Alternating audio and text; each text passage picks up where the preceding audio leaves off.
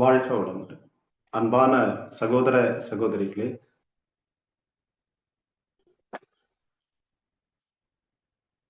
மனோன்மணி தவம் என்பது நம்முடைய இருப்பு நிலையின் மேல் செய்யக்கூடிய தவம். மன உள் மணி என்று அழைக்கிறார்கள். ஆதி என்ற பரம்பொருளே நம்முடைய மூளையின் மையத்தில் ஒரு சிறு புள்ளின்னு கூட சொல்ல முடியாது.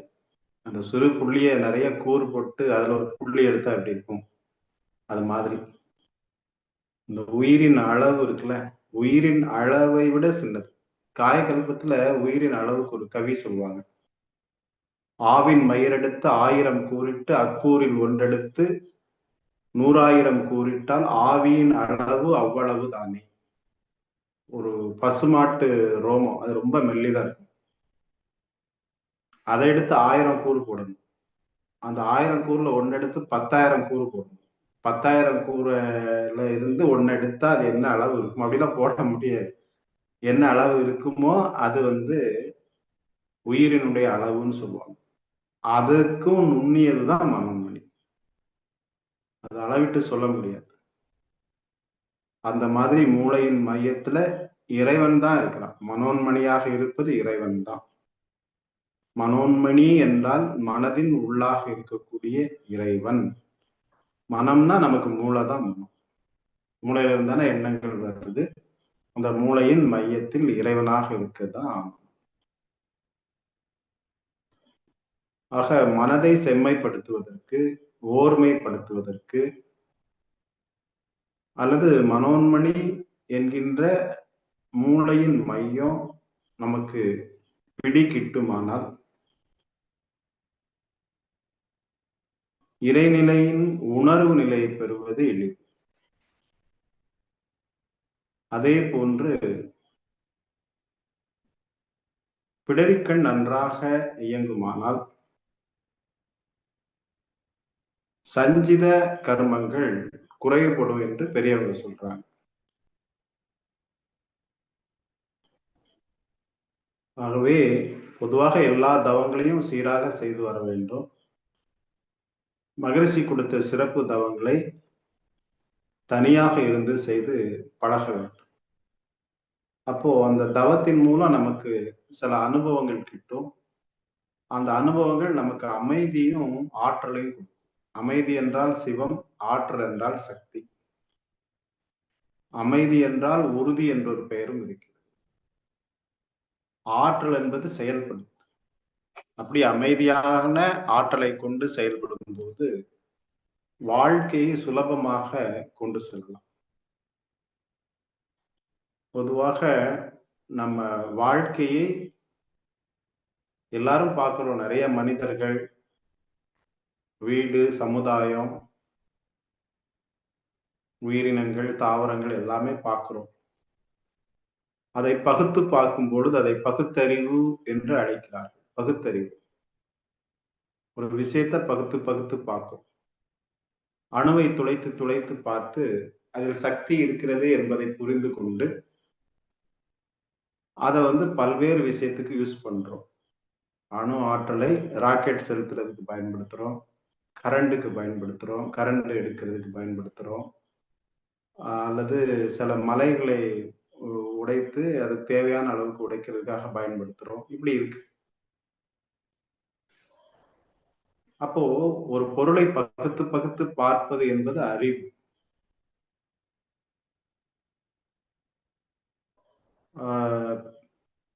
தங்கம் எடுக்கிறாங்க, கோலார் கோல்டு மைன்ல தங்கம் எடுக்கிறாங்க. அங்க பாக்குறாங்க இங்கெல்லாம் இருக்கு தங்கம் அப்படின்னு சொல்லி உள்ள போய் பிரிச்சு பிரிச்சு பிரிச்சு பிரிச்சு பகுத்து பார்த்து கடைசி தங்கமா கொண்டு வராங்க. அதை பிரித்து பார்த்தது. அதே போல நிறைய தாவரங்கள் இருக்கு, விலங்கினங்கள் இருக்கு, மனிதர் கூட்டம் இருக்கு, நிறைய நாடுகள் இருக்கு. எல்லாத்தையும் நம்ம பார்க்கிறோம். இது Europe, Africa, Asia, South America, North America இப்படின்னு கண்டங்களை எல்லாம் பார்க்கிறோம். ஓ, இதெல்லாம் இந்தந்த இடத்துல இப்படி இருக்கு.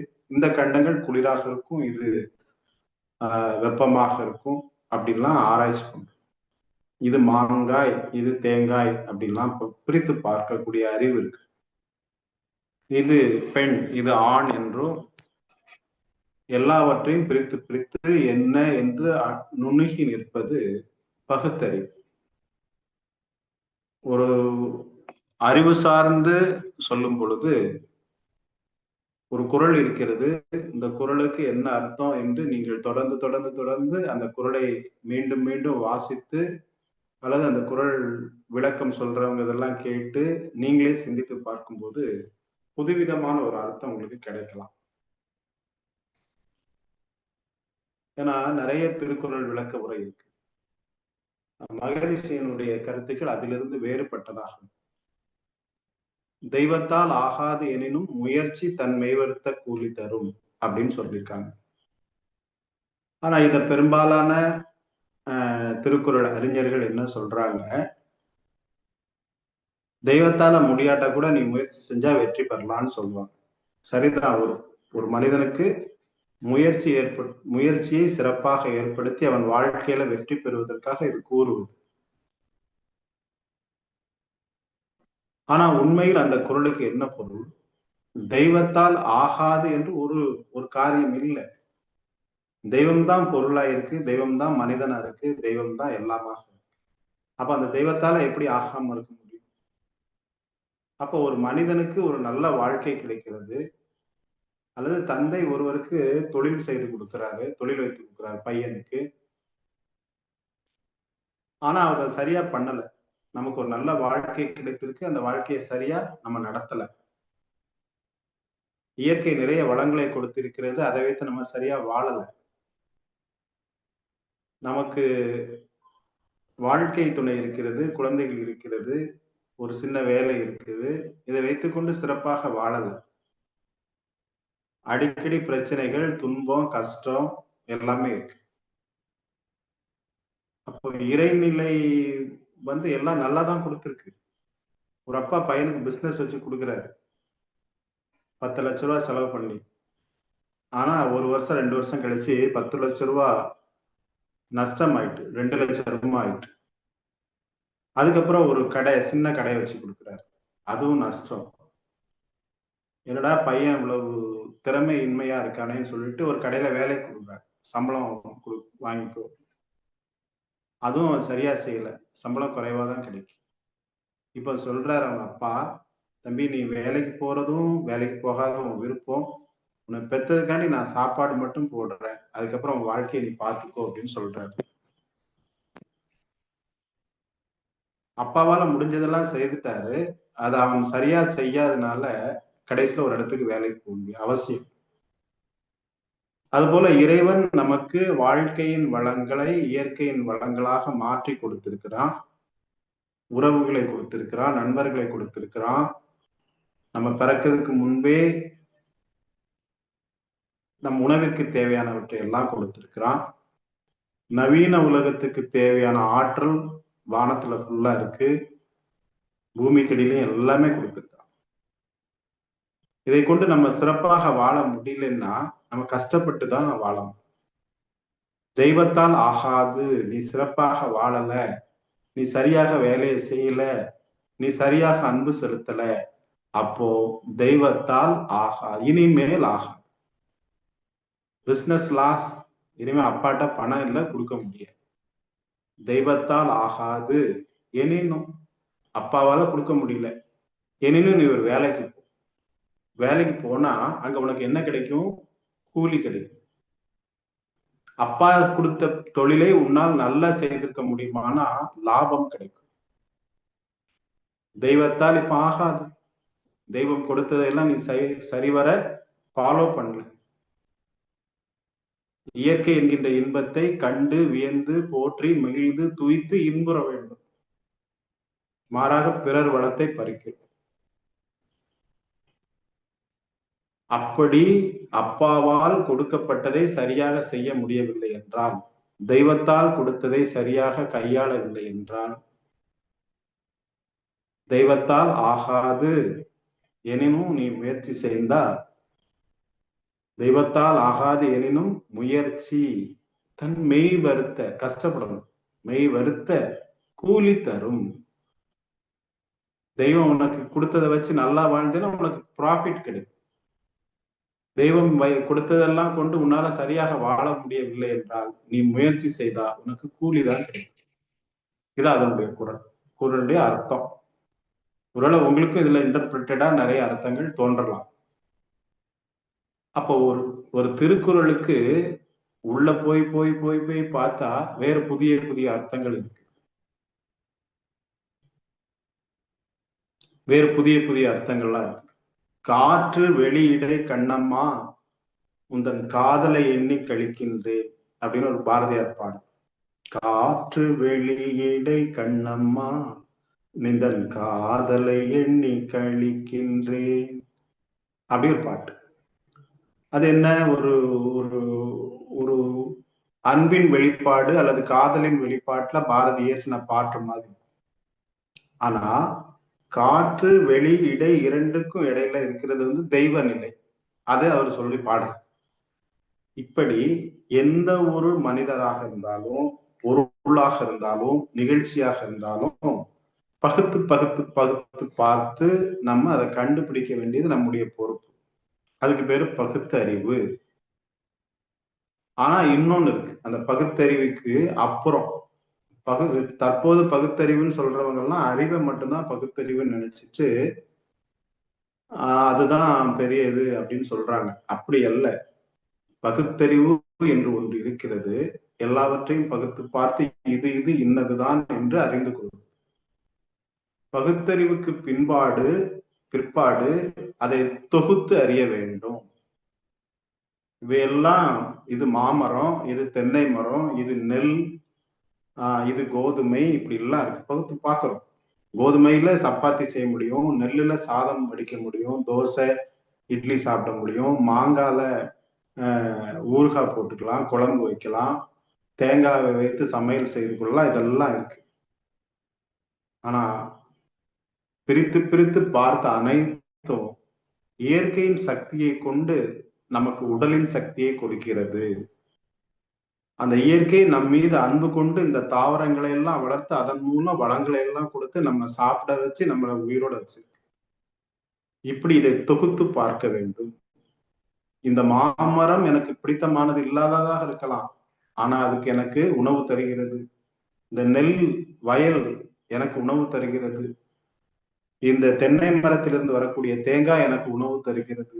இப்படி எல்லாவற்றையும் தொகுத்து பார்க்கும் பொழுது இறைவனே ஒன்றொன்றுக்குள்ளாக இருந்து கொண்டு எனக்கு ஆற்றலை கொடுக்கின்றான் என்கின்ற பேர் உண்மையை தெரிந்து கொள்வது தொகுத்தறிவு. எனக்கு ஒரு ரெண்டு பெண் குழந்தைங்க இருக்கிறாங்க. பக்கத்து வீட்லயும் ஒரு பெண் குழந்தை இருக்கு. எனது குழந்தைக்கும் அந்த குழந்தைக்கும் வேறுபாடு இல்லை. தொகுத்து பார்க்க அவங்க குழந்தை. ஆனா என்னுடைய குழந்தைக்கு என்ன உணர்வு இருக்கிறதோ அதே பசி உணர்வு தான் இருக்கு. அதே அதே அதே போல படித்த அறிவை வளர்த்து கொள்ள வேண்டும் என்கின்ற உணர்வு, வாழ்க்கையில் முன்னேற வேண்டும் என்ற தாக்கம். தொகுத்து பார்க்கும். எல்லாரும் ஒன்றாக தான் இருக்கும். ஒன்றே குலம் ஒருவனே தேவன் திருமூலர் சொல்றார். ஒன்றே குலம் ஒருவனே தேவன் தொகுத்து சொல்ற. முன்னாடி பகுத்து பார்த்துட்டோம். பகுத்து பார்த்ததெல்லாம் தொகுத்து பார்க்கணும். பாகிஸ்தான் அப்படின்னு சொல்றோம், பிரிச்சு பார்க்கணும். நம்ம பகுத்து பார்க்கல, பகுத்தறிவா பார்க்கல, பிரிச்சு பார்க்கணும். பாகிஸ்தான் இந்தியாவின் எதிரி அப்படின்னு நம்ம கருதுறோம். ஆனா அங்க யார்ட்டையும் நம்ம கடன் வாங்கல, அவங்க யார்ட்டையும் நம்மள்ட்ட பர்சனலா கடன் வாங்கல. யார்கிட்டயா போய் கேளுங்க, லோக்கல் பீப்புள்கிட்ட கேளுங்க, பாகிஸ்தான் நமக்கு எதிரியா இல்லையான்னு கேட்டா எதிரி அப்படின்னு சொல்லுவோம். பல்வேறு விதமான அரசியல் காரணங்களுக்காக அவங்க எதிரி. நன்றாக சிந்தித்து பார்த்தால் பாகிஸ்தானியர்கள் ஒரு காலத்தில் நமக்கு சகோதரர்கள், நம்முடன் வாழ்ந்தவர், ஆனா பகையா இருக்கு. அதை பகுத்தறிவு கொண்டு பார்த்து பின்பு என்னுடைய சகோதரர்கள் அங்க இருக்காங்க அப்படின்னு சொன்னா அங்க கோபம் வராது பாகிஸ்தான். அவ்வாறு எல்லா மக்களையும் ஒன்றிணைத்து பார்ப்பது. நீங்க சுத்தி எப்படி பார்த்தாலும் சரி, மனித குலத்தின் பின்னாடி யோசிச்சுட்டே போனீங்கன்னா முதல்ல ஏதோ ஒரு தாய் தந்தையரின் கீழ் வந்த குழந்தைங்க தான் நம்ம எல்லாருமே. ஒரே தாய் தந்தையர் தான். டியர் சிஸ்டர்ஸ் அண்ட் பிரதர்ஸ் என்று விவேகானந்தர் அமெரிக்கால பேசும்போது சொல்றாரு. இந்த மீனிங் என்ன அப்படின்னு சொன்னா, எல்லாரும் இந்த உலகத்துல இருக்கக்கூடிய 800 கோடி மக்களும் ஒரே தாய் தந்தரின் கீழ் வந்தவர்கள். அவ்வாறு தொகுத்து பார்க்கும் பொழுது யாரிடமும் கோபம் எழுவதில்லை. யாதும் ஊரே யாவரும் கீழ். அப்போ எல்லாவற்றையும் பகுத்து பார்க்க வேண்டும், பின்பு தொகுத்து பார்க்க வேண்டும். தொகுத்து பார்க்கின்ற பொழுதுதான் உங்களுக்கு மனதுல ஒரு ஒரு அன்பு கலந்த ஒரு எழுச்சி ஏற்படும். அப்படி எழுச்சி ஏற்பட்டு உங்கள் நடத்தைகள் மாறும். பிறர் பற்றி காசிப் பேச வராது, புறம் கூறுதல் இல்லாமல் அவங்க அப்படிதான் இருப்பாங்க. ஏன்னா he is also my brother. அவருக்கு சில பழக்க வழக்கங்கள் இருக்கு, அதனால அவர் அப்படிதான் இருப்பார். அவர் வளர்ந்த இடம் அப்படி, அதனால அப்படி இருப்பார். அந்த அம்மா அப்படிதான் இருக்கிறதுக்கு வாய்ப்பு இருக்கு. அப்படிலாம் இருக்கு. அப்படி எல்லாவற்றையும் பகுத்து பார்ப்பதும் தொகுத்து பார்ப்பதுமாக இருந்தா நமக்கு ஒண்ணு வளரும்னு சொல்றாரு. சாமிஜி தான் சொல்றாரு, பகுத்தறிவில் தொகுத்தறிவு பண்பாட்டை உயர்த்தட்டும் சொல்றாரு. நல்ல பண்பட்ட மனிதனாக நம்ம இருக்கணும்னு சொன்னா மகரிஷி அவங்க சொல்றாங்க, பகுத்தறிவில் தொகுத்துணர்வு பண்பாட்டை உயர்த்தட்டும்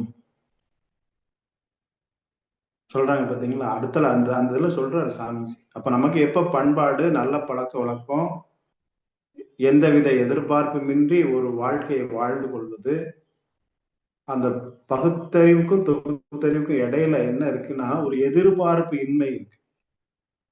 எதிர்பார்ப்பு இன்மை. அந்த எதிர்பார்ப்பின்மையோட எல்லா இடத்துலையும் வித்தவுட் ப்ரிஜுடியூசியஸ் சொல்லுவாங்க. முன் எண்ணங்கள் இல்லாம ஒருத்தரை பார்க்கணும். ஒருத்தர் வாராருன்னா அவரை பற்றி முன் எண்ணங்கள் இல்லாம அவரை பார்த்து, தம்பி வாங்க நல்லா இருக்கீங்களா அப்படின்னு கேட்கணும். இவன் வேற வந்துட்டான், தலைவலி தாங்காது அப்படின்னு நம்ம நினைக்கிறது உண்டு. அப்படி நினைக்கிறது தக்கன மனிதர்களும் இருக்கிறாங்க. ஆனாலும் அந்த எதிர்பார்ப்புகள் இன்றி, முன் அனுபவம் இன்றி, முன் எச்சரிக்கை இன்றி, இயல்பா, அது குறிப்பா எம்டி மைண்ட் அப்படி இருந்தீங்கன்னா உங்களுக்கு எந்த துன்பமும் இல்லை, தொகுத்து பார்க்க முடியும். அப்படி பகுத்தறிவில் தொகுத்துணர்வு பண்பாட்டை உயர்த்தட்டும் சாமிஜி சொல்றார். அப்ப நமக்கு நல்ல பண்பாடு, பண்பாடுன்னா என்னன்னா பண்படுதல். ஒரு ஒரு நிலம் இருக்கு, நிலத்துல நேரடியா நெல் விதைக்க முடியாது. நிலத்தை பண்படுத்தி உழுது எல்லாம் செய்து உரம் போட்டு நீர் பாய்ச்சி நீரெல்லாம் கட்ட வச்சு அதுக்கப்புறம் தான் நீர் தேங்கி நிற்கிற நீர்ல தான் வயல் நெல் நாற்ற நடுறாங்க. எப்படி நிலத்தை பண்படுத்தினால் நமக்கு உணவு கிடைக்குமோ, அரிசி கிடைக்குமோ, அதுபோல் மனதை பயன்படுத்தினால் அறிவு கிடைக்கும். அந்த அறிவை கொண்டு சந்தோஷமா வாழலாம். நீங்க சந்தோஷமா வாழ்றதுன்னா என்ன நினைக்கிறீங்க? துன்பம் இல்லாம வாழ்றதுன்னு நினைக்கிறீங்க. துன்பம் இல்லாம வாழ்றது பேர் சந்தோஷம் இல்லை. வாழ்க்கைனா துன்பம் தான். வாழ்க்கையில இன்ப துன்ப சக்கரம் இருக்குன்னு தான் செய்யும். ஆனா அந்த இதுல பிடி கொடுக்காம அந்த அச்சு மாதிரி வாழ்க்கை என்கின்ற சக்கரத்தின் மேலே வரும்போது இன்பம், கீழே வரும்போது துன்பம். மேலே வரும்போது இன்பம், இன்னைக்கு இன்பமா இருக்கும், நாளைக்கு துன்பமா இருக்கும். நேத்தைக்கு பிஸியா இருப்போம், இன்னைக்கு ஃப்ரீயா இருக்கும். நேத்தைக்கு 1 ஹவர்ல 20 வேலை வரும், இன்னைக்கு 20 ஹவர்ஸ்ல ஒரு வேலையும் இருக்காது. ஒரே நேரத்துல எல்லா ப்ரோக்ராம் வைக்க வேண்டியது இருக்கும் சில நேரம். வாழ்க்கை அப்படித்தான். எல்லா வீட்டுல இருக்கும், நம்ம எல்லாமே இருக்கும், ஒன்றும் தேவைப்படாது. திடீர்னு ஒரு 4 கெஸ்ட் வந்துருவாங்க, பார்த்தா பால் பாக்கெட் கூட இருக்கு. அப்போ வாழ்க்கை என்பது இன்ப துன்ப சக்கரம் தான். ஆனா அந்த இன்பமோ துன்பமோ அதுல சிக்காம ஒரு அச்சாணி போல மனதை வைத்துக் கொண்டு இருக்க முடியுமானால் வாழ்க்கைன்னு அப்படிதான் இருக்கும். வாழ்க்கைன்னா நம்ம என்ன நினைக்கிறோம், சும்மா ஃப்ரீயா எல்லாம் நடந்துடணும். பையனுக்கு, பொண்ணுக்கு, அல்லது கணவருக்கு, மனைவிக்கு, சமுதாயத்துக்கு, அப்புறம் நமக்கு இதெல்லாம் அந்த சொத்து வேணும், அதெல்லாம் எல்லாமே நடந்துடும். நடந்தாதான் நிம்மதியா இருக்கும். அப்படிலாம் கிடையாது. அது ஒரு சைடு நடந்துட்டு இருக்கும். நீங்க ஃப்ரீயா, நீங்க ஃப்ரீயா அது அது வந்துகிட்டே தான் இருக்கும். இன்னைக்கு நம்ம பேசிட்டு இருக்கோம், நாளைக்கு ஏதாவது வரலாம், வராமலும் இருக்கலாம், லாஸ் ஆகலாம், பணம் கிடைக்கலாம். சரி போகுது, இவ்வளவு நாள் ஏதோ லாஸ் ஆச்சு, அதோட கூட கொஞ்சம் பணம் போயிட்டு போகுது. இவ்வளவு நாள் நம்மளை திட்டிருக்காங்க, இன்னைக்கும் திட்டுனா திட்டிட்டு போறாங்க. ஒண்ணு நல்லா தெரிஞ்சுடுங்க, எல்லாரையும் எல்லாம் ஏதாவது ஒரு கமாண்ட் அடிச்சுட்டு தான் இருப்பான். நான் என்னைய பத்தி ஏதாவது ஒரு கமாண்ட் யாராவது சொல்லிட்டு தான் இருப்பாங்க. அதுக்கெல்லாம் செவி சாய்க்கணும், அதெல்லாம் பத்தி அப்படியெல்லாம் இருந்துட்டே தான் இருக்கும். எல்லாரும் எல்லாருக்கும் நல்லவங்களா இருக்க முடியாது. எல்லாருக்கும் நம்ம நல்லதும் செய்ய முடியாது. நம்மளால முடிஞ்சது மட்டும்தான் செய்ய முடியும். அப்ப வாழ்க்கை என்கின்ற இன்ப துன்ப சக்கரத்துல சிக்காம நம்முடைய மனதை பண்படுத்தி அறிவுபூர்வமாக சிந்தித்து ஆக்கப்பூர்வமாக உழைத்து 4 பேருக்கு பயன்படும் வழியில நம்முடைய வாழ்க்கையை அமைத்துக் கொண்டோமானால் இந்த இன்ப துன்பத்தை கடந்து ஒரு ஒத்திசைவோடு வாழலாம். எவ்வளவு பெரிய துன்பம் வந்த போதும் உங்க மனம் துன்பப்படாது. ஆனா பொறுமையோடு சிந்திக்கும். இந்த துன்பத்தை எவ்வாறு நீக்குவது? யாருக்கு? பகுத்தறிந்தவனுக்கு. பகுத்தறிந்தவனுக்கு தொகுத்தறியும் போது அந்த தொகுத்தறிவுல தான் ஞானம் இருக்கு. பகுத்தறிஞ்சவன் கொஞ்சம் சண்டைக்கு போகும். தொகுத்தறிந்தவன் பாவம், அவன் வந்து பிரச்சனையில இருக்கு. சில நேரம் உங்கள்கிட்ட யாராவது கடுமையா கோவப்பட்டு குதிக்கலாம் செய்வாங்க. பிரச்சனையெல்லாம் உண்டு பண்ணி ஸ்டேஷன் வரைக்கும் போயிட்டாங்கன்னு வச்சுக்கோங்களேன். நம்மளும் பதிலுக்கு பதில் செய்வோம்ல. உண்மையில அவன் எதுக்கு தெரியுமா ஸ்டேஷன் போறான்? அவன் வீக்கா இருக்கான். அவனால உங்கள்ட்ட நேரடியா சண்டை போட முடியல. கோர்ட்ல கேஸ் எல்லாம் போடுறாங்க. நல்லா மாத்தி திங்க் பண்ணி பாருங்க. கோர்ட்டு, கேஸ், போலீஸ் ஸ்டேஷன் மக்கள் பயப்படுறாங்க. அப்படி எல்லாம் செய்யறவன் எல்லாம் எதுக்கு செய்யறான்னா அவனால நேரடியா உன்னை சந்திக்க முடியும். அதனாலதான் அப்படி பண்றான். அப்படிங்கறத நீங்க புரிஞ்சுக்கிட்டீங்கன்னா, ஏங்க வா பாத்துக்கலாம் அப்படின்னு சொல்லி தட்டி கொடுத்து பேசி எடுத்து அதை வாபஸ் வாங்க வச்சு அவனையும் ஃப்ரீயாக்கி நம்மளும் ஃப்ரீயா. சிலவங்க நம்மளை பத்தி ஏதாவது குறைய மத்தவங்கள்ட்ட சொல்லிட்டே இருப்பாங்க. ஏன்? நம்மள்ட்ட சொல்ல முடியல. அவங்க அவ்வளவு வீக். அவங்க குறையிருந்தா நேரில் சொல்லலாம், அவ்வளவு வீக். அப்போ ஒரு விஷயத்தை நீங்க மாற்றி மாற்றி சிந்திச்சு பாருங்க, பகுத்து பகுத்து பாருங்க. இவன் ஏன் அப்படி சொல்றான்? என்னுடைய மனைவி கோபமா இருக்காங்க. ஏன் கோபமா இருக்காங்க? She is weak, she need love. என்னுடைய கணவர் அடிக்கடி கோவப்படுறாரு, எரிச்சல் படுறாரு அப்படின்னு அவருக்கு என்னமோ தேவை இருக்குது. என்னன்னு பாருங்க. நல்ல சமையலா கூட இருக்கலாம். அப்போ ரொம்ப வருஷம் கோவப்படுறாங்க, வீக், டென்ஷன் ஆகுறாங்கன்னா அவங்களுக்கு என்ன தேவைன்னு பாருங்க. They are week. அவங்க வீரமுடையவங்கலாம் கிடையாது. பழைய காலத்துல நாட்டுக்கு நாடு போர் புரிஞ்சு வெற்றிலாம் பட்டாங்க. நம்ம சொல்றோம் சேரன் சோழன், நாங்க சோழன் நாட்டு அப்படி இப்படின்லாம் சொல்றோம். எல்லாம் என்னத்துக்கு? பயந்து தானே போருக்கு போனா. டேய் நீ நல்லாடுறா நானும் நல்லாடுறான்னு சொல்லியிருந்தா அதுக்கு பேரு தொகுத்தறிவு. அவன் நாட்டுக்கு போனா கொள்ளையடிக்கலாம். எல்லாம் எல்லாரும் கொள்ளையடிச்சதுதான். கொள்ளையடிக்கதான் நாட்டுக்கு நாடு போர் புரிஞ்சாங்க. மன தைரியம் உள்ளவன் போர் புரியாம அமைதியா இருந்தான். அதுக்காக மன்னர்களை நான் குறை சொல்லல. அது நமக்கு ஒரு நம்ம கிட்ட ஒரு கோபம் இருக்குல்ல, நம்ம கிட்ட வெற்றி பெறணுங்கிற ஒரு வெறி இருக்குல்ல, அந்த வெறிக்கு அவங்களெல்லாம் பயன்படுத்திக்கிறோம். நாங்க வீரபாண்டிய கட்டபொம்மன் பரம்பரை, அல்லது எங்க இமயமலை வரைக்கும் எங்க ஆள் போயிட்டு வந்தாரு எல்லாம் என்ன சொல்றோம். ஏன்? நமக்கு போக முடியல. நம்ம ஏதாவது ஆதங்கத்தை தீர்க்க வேண்டியது இருக்கு. நமக்கு எதுவுமே உங்களை பாதிக்காம ஒரு தொகுத்தறிவோடு நீங்க இருக்கக்கூடிய இது வந்து உங்களுக்கு ஒரு தேவையுமே இருக்கு. அதுதான் ஓஷோ சொல்றாரு, உனக்கு நீயே போதுமானது, அதுவே மிக அதிகம்.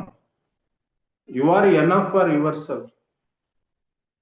நீயே உனக்கு போதுமானவன். ஆனா நம்ம பைண்டிங்லயே இருக்கும், டிபெண்டிங்காவே இருக்கும். மனைவி இருக்கணும், கணவன் இருக்கணும், விட்டுட்டு போயிடக்கூடாது, குழந்தைங்க பார்க்கணும், அப்படிலாம் இருக்கும். நீங்க ஒரு திட்டம் போட்டு வைங்க. இப்ப உங்களுக்கு என்ன வயசாகுதோ அதுல இருந்து 10 வருஷம் வச்சுக்கோங்க. இந்த 10 வருஷத்துக்கு அப்புறம் நான் ஒத்தையில இருந்தாலும் சந்தோஷமா இருப்பேன் முடிவு பண்ணு. என்ன நடந்தாலும் சரி, உங்களை விட்டுட்டு போகலாம், வேற ஏதாவது நடக்கலாம், நீங்க தனியாக்கலாம், என்ன இருந்தாலும். அதனாலதான் ப்ரெஜுடியூசியஸ் இல்லாம இருக்கும். நாளைக்கு இது நடக்கும் அப்படின்னு நினைக்காம இருக்கும். இந்த பையன் வர உனக்கு நல்லது பண்ணுவாங்கிற ப்ரெஜுடியூசியஸ் இல்லாம இருக்கும். இந்த பொண்ணு வருது இப்படி இருக்குங்கிற ப்ரெஜுடியூசியஸ் இல்லாம இருக்கும். ஒரு சிறந்த தன்னம்பிக்கையாளராக நம்ம இருக்க. நாளை கையில 5 பைசா பணம், வீட்டுல உள்ளவங்கலாம் வேற எங்கேயோ போயிட்டாங்க, உங்களுக்கு சொல்ல முடியல. நீ என்ன செய்வீங்க? ஒண்ணும் செய்ய வேண்டாம், சும்மா be free, be empty with your mind, be free, எம்டியா கடவுள் உங்களுக்கு வந்து கொடுப்பாருங்க. கடவுள்னா கடவுள் கொடுப்பாரு. ஆரம்ப கட்ட காலத்துல எங்க வீட்டுல ஒரு அரௌண்ட் ஒரு 23 இயர்ஸ்லாம் இருக்கும். எங்க வீட்டுல எங்க அம்மா அப்பா எல்லாம் ஏதோ ஒரு ஃபங்க்ஷன் போயிட்டாங்க, ஒய்ஃபும் போயிட்டாங்க. அப்போ ஃபர்ஸ்ட் பேபி மட்டும் பிறந்திருக்கு, ஃபர்ஸ்ட் பொண்ணு மட்டும் பிறந்திருக்கு. நான் தற்செயலா என் கையில பணம் இல்லை அன்னைக்கு. அப்போ டிராயரை திறந்து பாக்குறேன், ஏதோ சில்லற பைசா இருக்கு, மத்தியானம் சாப்பிடணும். அது ஒரு பிரச்சனை கிடையாதுதான், அது பெரிய பிரச்சனை கிடையாது. நான் நிகழ்ச்சியை தான் சொல்றேன். செகண்டி ரொம்ப வரும் அப்படிலாம் கிடையாது. தற்செயலா அன்னைக்கு ஏதோ பணம் இல்லைன்னு வச்சுக்கிட்டுங்களேன், இல்லாட்டா பாக்கெட்ல 13 ரூபாய் தான் இருந்ததுன்னு வச்சுக்கிட்டுங்களேன். அப்போ நான் இது என்ன செய்யலாம் அப்படின்னு சொல்லிட்டு அந்த ரோட்டுக்கு வரேன். அப்போ அந்த ஏரியாவுக்கு நாங்கள் புதுசா வந்திருக்கோம். ஒரு அம்மா வந்து சின்னதா மெஸ் நடத்துறாங்க. சாப்பிட போனா நாகர்கோவில் வரைக்கும் போகணும், பைக் இருக்கு. அப்போ அந்த மெஸ்ல இறங்கிட்டு ஆஹ், சாப்பாடு இருக்காமா அப்படின்னு கேட்டேன். இருக்கு தம்பி, வாங்க உள்ள வாங்க அப்படின்னு. இருந்தாலும் முன்னெச்சரிக்கை அப்படின்னா கேட்க கூடாது. இருந்தாலும் சாப்பாடு எவ்வளவுமா அப்படின்னு கேட்டேன். அவங்க சொன்னாங்க 13 ரூபான்னு சொன்னாங்க. அந்த டயத்துல கிராமம். அப்ப இது நீங்க எங்க போய் சொல்லுங்க, என் கையில 13 ரூபா 13 ரூபாய் இருக்கு. அந்த அம்மா எனக்கு சாப்பாடு வேணும். அங்க போன உடனே 13 ரூபான்னு சாப்பாடு சொல்றாங்க. ஒருவேளை நான் சொல்லிட்டு இந்த வந்திருக்கம்மா கையில 10 ரூபா தான் இருக்கு, வந்து எடுத்து தரேன்னு கூட சொல்லலாம். வாட் எவர் இட், யாராவது ஃப்ரெண்ட்ஸ் வரலாம், டேய் என்னடா அப்படின்னு சொல்லலாம். அதெல்லாம் ஒரு பக்கம் இருக்கட்டும். ஆனா ஒரு மாதிரியான எதிர்பார்ப்பின்றி எல்லாம் எல்லாரும் நல்லா இருக்கட்டும், எப்பவும் எல்லாமே நல்லபடியா நடக்கட்டும் சொல்றாங்களா இல்லையா? எல்லோரும் மின்பெற்றிருக்க நினைப்பது என்று யாமொன்றும் அறியேன் பராபரமே அப்படின்னு. இத மாதிரி நிறைய நிகழ்ச்சிகள் நம்ம மனவளக்கலை என்பதற்கு நடந்திருக்கும். ஒரு தடவை எனக்கு 2வது பொண்ணுக்கு ஃபீஸ், இப்பெல்லாம் ஸ்கூல்ல நிறைய ஃபீஸ் ஆன, இதுக்கு நண்பர் சொன்னார், 7th ஸ்டாண்டர்டுக்கு 1,50,000 சார், 3 டேமா கட்டுறேன் அப்படின்னு சொல்லிட்டு இருந்தார். ஒரு தடவை ஒரு மிஷினரி ஸ்கூல்ல ஃபர்ஸ்ட் பொண்ணு படிச்சிருக்காங்க, அதுல 2வது பொண்ணை சேர்க்க போனோம்னா, உங்க ஸ்கூல்ல யோகாலாம் வைக்கலாம்ல அப்படின்னு சொன்னாங்க. இல்ல சார் வாய்ப்பு இல்லை எங்க ஸ்கூல்ல அப்படின்னு பேசிட்டு இருந்தாங்க. அப்படின்னா என்ன சொல்லி கொடுப்பீங்க அப்படின்னு சொல்லி, அது ஒரு மிஷினரி ஸ்கூல்ல யோகானா நீங்க எக்ஸசைஸ் பெருசா நினைக்க வேண்டாம் மேடம், எக்ஸசைஸ் எல்லாம் சொல்லி கொடுப்போம். அதான் அந்த கருத்துக்கள்லாம் சொல்லுவோம் அப்படின்னு, ஜீசஸ் கிரைஸ்ட் கருத்துக்கள் நம்ம ராதா சார் சொன்னது அதெல்லாம் வச்சு அவங்கள்ட்ட பேசிட்டேன். ஆக்சுவலா நான் உள்ள போனது எதுக்கு அப்படின்னா, 2வது பொண்ணுக்கு ஃபர்ஸ்ட் சேர்த்துருக்குறோம், ஃபீஸ் கட்டணும், பாதி தான் இருக்கு, பாதி அடுத்தால கட்டிக்கலாவா அப்படின்னு கேட்கறதுக்கு தான் உள்ள போனேன். அப்படி போகும்போது அந்த அம்மா, அந்த பிரின்சிபல் மேடம் பேசிட்டே இருந்தாங்க. பேசிட்டு நான் ஆபீஸ்ல கேட்டேன், நீங்க பிரின்சிபல்கிட்ட கேட்டுக்கீங்கன்னு சொல்லியிருந்தாங்க. நான் வந்த இடத்துல இது பேச்சு ஓடிட்டு இருந்தது. அப்புறம் கேட்டேன், நீங்க எதுக்கு வந்தீங்க? இல்ல மேடம், நான் இப்படி ஃபீஸ் கட்டணும், பாதி தான் இருக்குன்னு சொன்ன ஆபீஸ்ல, நீங்க மேடத்துல சொல்லிட்டு வந்துருங்க, அது ஒன்றும் பிரச்சனை இல்லை சார், அப்படி புறவேணா கட்டிடுங்க அப்படின்னா. சரி ஓகே சார் அப்படின்னு சொல்லி அதில் அப்படி கையெழுத்தெல்லாம் போட்டு எல்லாம் கொடுத்தாங்க. கொடுத்து நான் அந்த கவுண்டர்ல கொண்டு கொடுத்தேன். மேடம் ஓகே சொல்லிட்டாங்க. அவங்க கேட்டாங்க, மேடத்துல போய் என்ன சொன்னீங்க அப்படின்னு கேட்டாங்க. ஒன்றும் சொல்லலையே, யோகா பத்தி கொஞ்ச நேரம் பேசிட்டு இருந்தேன், அதான் நேரம் ஆயிட்டுன்னு பார்த்தேன் அப்படின்னு சொன்னேன். இல்ல அதுக்கு இல்ல சார், வேற எதுவும் சொன்னீங்களா? ஒன்றும் சொல்லலையே. என்ன அப்படின்னு கேட்டேன். அந்த அது அந்த பாதி பீஸ் மட்டும் வாங்கிக்கோ, பேலன்ஸ் வாங்க வேண்டாம், அப்படியே விட்டுரு அப்படின்னு சொல்லியிருந்திருக்காங்க. ஏற்கனவே என் பொண்ணாங்க படிக்கிறதுனால காரணமா இருக்கலாம், என்ன மாதிரி இருக்கலாம். ஆனா இறைவன் என்பவன் எப்பொழுது நமக்கு எப்பொழுதும் உதவுவதற்கு தயாரா இருக்கலாம். நம்ம டோரை மட்டும் ஓபன் பண்ணி, மனம் என்கிற டோரை ஓபன் பண்ணி காலியா வைக்கணும், இதயத்தை காலியா வைக்கணும், அவ்வளவுதான். அப்ப அதுக்கு என்ன செய்யணும்னா, எல்லாவற்றையும் ஒன்றாக இருக்கணும். அத்வைதம், நம்ம பாதம் வந்து அத்வைதம், தொகுத்து உணர்வு அத்வைதம், ஞான மார்க்கம் அத்வைதம், கருத்துக்கள் வந்து அத்வைத கருத்துக்கள், எல்லாம் ஒன்றாக தான், வேறுபாடுகள் அற்ற மனம். அப்படி ஒரு ஒரு ஒரு விதமான ஒருமைப்பாட்டு உணர்வோடு, அத்வைத நிலையோடு ஞானத்தை உணர முடியுமானா, நமக்கு துன்பம் இருக்கும், ஆனால் துன்பமா தெரியாது. . 'இன்பம்' இருக்கும், அளவோட வச்சுக்கணும். கூட இருக்கிறவங்கள எப்படியாவது மகிழ்ச்சியா வைக்கலாம், எப்படியாவது இல்லை, எப்படி மகிழ்ச்சியா வைக்கலாம் அப்படின்னு நம்மளால சிந்திக்க முடியும். நாளைக்கு ஒன்றுமே இல்லாட்டாலும் அப்பவும் நான் இப்படிதான் இருப்பேன் அப்படின்னு ஒரு ஃபிக்ஸ் பண்ணிக்கிட முடியும். ஆகவே பேரன்பு மிக்க பெரியோர்களே, தாய்மார்களே, சகோதரிகளே, சகோதரர்களே, எல்லாவற்றையும் பகுத்து பார்த்து அதை ஒன்றாக தொகுத்து பார்க்கும் பொழுது ஏற்படக்கூடிய விளைவு என்பது அன்பு. பகுத்து பார்த்தல் என்பது அறிவு என்றால் தொகுத்து பார்த்தல் என்பது அன்பு. இதை நம்ம சரியாக செய்ய முடியுமானால் மகரிஷி ஐயா அவர்கள் கூறியவாறு ஒரு பண்பாடு மிக்க மனிதனாக திகழ்ந்து நாமும் மகிழ்ச்சியாக வாழ்ந்து பிறருக்கும் மகிழ்ச்சியை தரலாம் என்று கூறி இந்த உரையை நிறைவு செய்கிறேன். நன்றி, வணக்கம், வாழ்க.